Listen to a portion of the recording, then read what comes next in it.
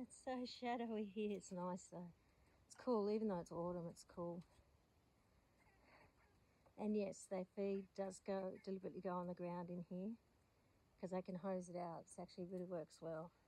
And they have it in deep buckets as well, and trays. And I do feed them on the grass, but it's very wet at the moment. And this is actually, that's clean water on the ground. That was me trying to hose off some mud. Hey, big boy. What you doing? I'm rinsing out those bowls, ignore them. They're yellow. They're coloured because they've got food remnants in them that I'm just... Hi. Hi. I think we'll put some wire down here to stop the grass from dying. I've actually got a rubber mat. I might put that there. That might be good. That's just holding that door open because if it really gets windy, I don't want it to flap around. Hi. Last night I cut most of their second wings.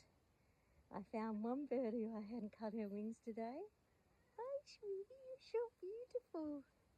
You're so beautiful. I know. They are the darlingest birds. Are you so sweet? Hey? Why did you tell her off?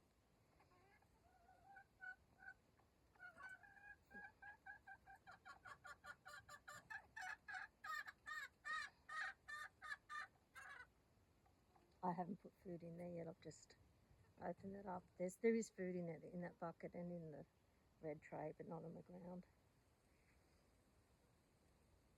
I want them to eat that up first because it got wet. And it's fine wet for a few days, but then it can go mouldy. Sometimes it'll ferment depending on, but I just want them to eat it up before I hose it down. She's with her sister. Those two little girls, they're not sea whites, obviously. That little Pitcairn Bantam I've known since she was an egg. She's a good girl. She's a few years old. She's actually probably 2.5 years old, I'd say, I guess. Getting on to 3. She would have been born, 3 years ago this year.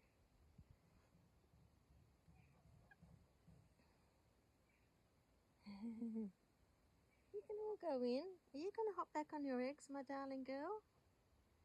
You're worrying me. And I could put an egg container in here. Swap it with that. See if she... I might do that. She's laid her eggs in a bucket. A few of them have.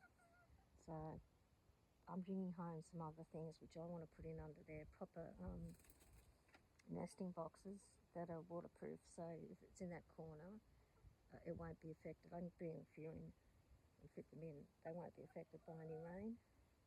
If I put the openings against this, so she reminds me of her mum. Her mum died in the flood when she was a baby, and her dad kept raising them. He was a very good dad.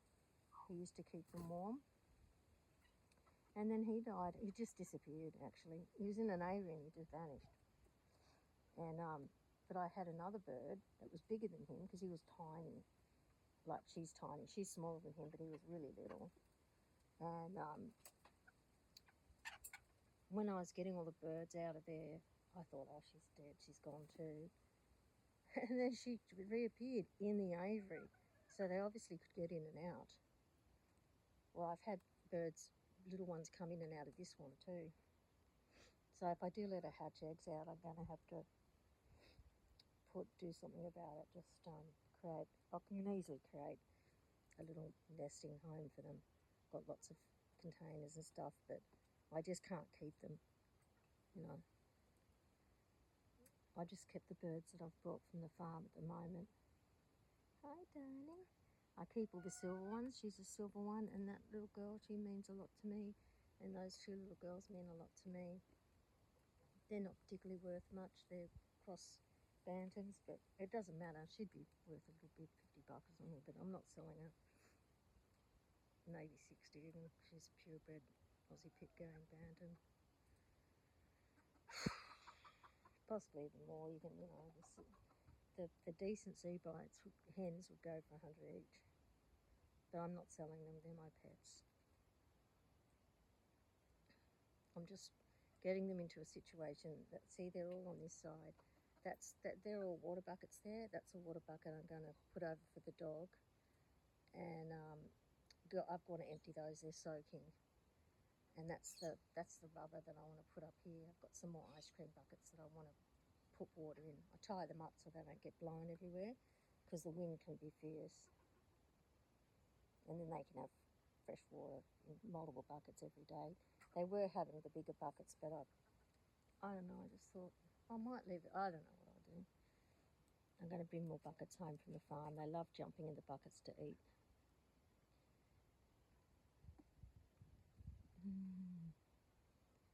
Okay, thanks for the stupid flies. I just sprayed them, and then when you spray them, they get noisier because they're all flying around. They're scared, and then you get another group, and that's how I spray them. It actually helps. It's not too bad if I just keep on top of it, hose everything down. That's why they're in here, to get rid of the chicken poo. This is why this is being washed down, but the way the concrete is, it doesn't slope off to wash off. But if I've put enough water there, like even the goose drinks it through there, she enjoys it. She's behind there. She's in the front yard. Hi, Regina. She knows I'm here. I spend time with her too. And this is just, all those little balls and flowers are from the palm trees. And it's so beautiful sitting here. But I decided to move them back here towards the house for privacy. Then I can sit here. I don't like it if the neighbours can see me. I'm a very private person and very socially phobic, and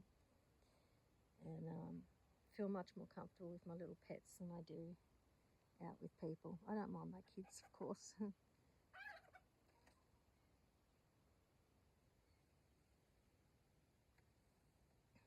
Thanks for watching.